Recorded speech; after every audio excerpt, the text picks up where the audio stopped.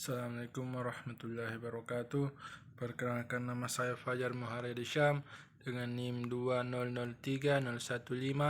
200301500043 kelas PJKRA. Di sini saya akan menjelaskan perkembangan olahraga masyarakat, olahraga amatir dan olahraga profesional. Pada tahun 1927, seorang penduduk Madrid, Don Santiago, memberanikan diri membawa kesebelasan Real Madrid untuk satu turnamen ke Amerika Serikat.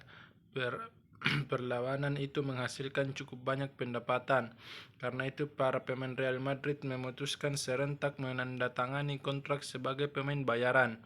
Peristiwa itulah menandai pertama kalinya sepak bola profesional di Inggris, tetapi masih belum jelas. Baru sesudah Spanyol menjadi pionirnya, maka sepak bola profesional merajalela. Menjelang Perang Dunia Kedua, sudah seluruh Eropa bebas non-komunis menganut sepak bola bayaran, kecuali Jerman, belum ada Barat dan Timur, Nederland, Belgia, dan negara-negara Skandinavia. Tetapi segera sesudah Perang Dunia Kedua, negara-negara ini pun turut mengadakan sepak bola bayaran karena terpaksa sama pemain-pemain terbaiknya dibeli luar negeri.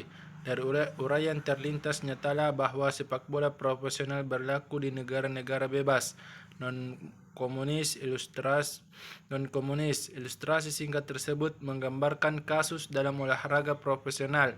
Artinya seorang profesional bermain untuk memperoleh bayaran sebagai mata pencaharian. Sekitar awal tahun 1920-an di Inggris, sepak bola bayaran jadi kenyataan. Yang pertama muncul olahraga bayaran, yaitu dalam cabang olahraga tinju.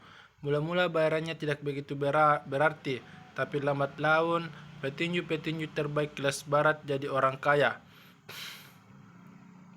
Sebut saja Jorge Best Irlandia, Pele Brasil, Johan Cruyff Nederland, dan Beckenbauer Jerman Barat. Mereka menjadi seorang multimilioner dalam dolar US berkat kemahirannya bersepak bola.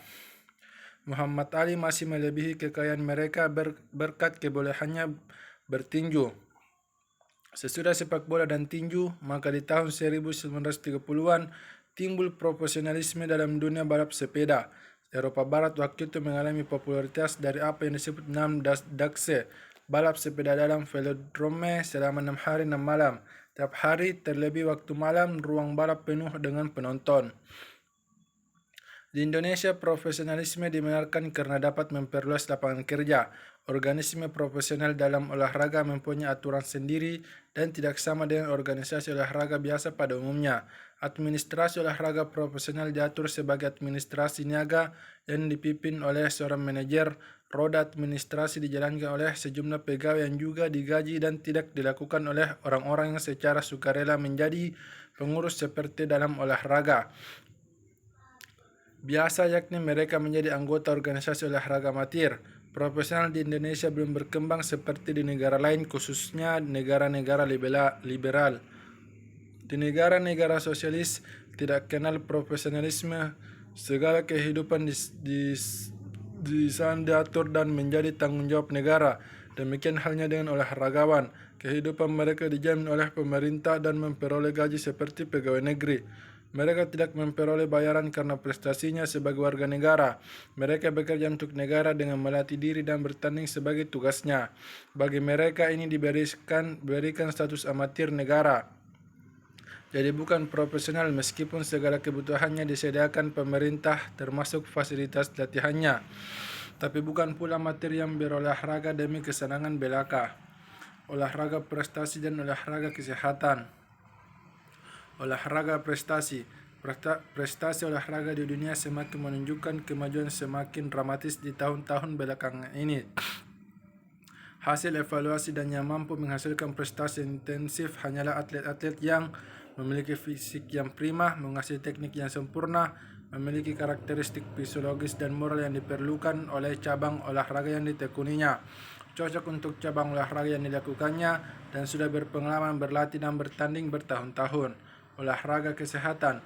Perkembangan olahraga di sekolah dan perkembangan tingkat kesejahteraan masyarakat berkaitan erat dengan perkembangan olahraga kesehatan di Indonesia. Istilah olahraga kesehatan menjadi populer sejak tahun 1980 namun olahraga kesehatan sudah dikenal sejak 59 tahun yang lalu, khususnya sejak zaman Jepang dengan memperkenalkan Taiso yang merupakan olahraga massal bagi murid-murid di sekolah. Dalam perkembangan selanjutnya, Hasan olahraga kesehatan semakin diramaikan dengan hadirnya senam kesegaran jasmani dan senam jantung sehat.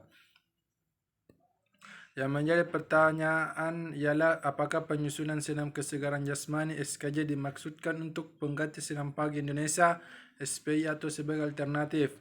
Dalam hal ini apapun tujuannya sangat baik apabila SKJ itu terlebih dahulu diteliti dan diuji seberapa besar tingkat kesetaraannya dengan senam-senam kebugaran jasmani generasi terdahulu yang telah teruji manfaatnya, khususnya SPI seri D. Secara umum, cara olahraga kesehatan adalah A. Massal, artinya olahraga kesehatan dapat diikuti jumlah besar orang secara serentak. B. Mudah, artinya gerakan olahraga kesehatan mudah diikuti dan dapat dilakukan dengan baik oleh anak-anak, dewasa, maupun manula. C. Murah, artinya tidak memerlukan peralatan maupun ruangan khusus untuk pelaksanaannya. D. Meriah, artinya dapat membangkitkan suasana santai dan gembira, bebas stres dan memungkinkan silaturahmi yang lebih baik. Manfaat dan aman, artinya manfaatnya dapat dirasakan baik lahir maupun batin serta kecil kemungkinan terjadinya cedera. Oke, itulah tadi presentasi dari saya. Apabila ada kurangnya mohon dimaafkan. Sekian dan terima kasih. Assalamualaikum warahmatullahi wabarakatuh. Salam olahraga.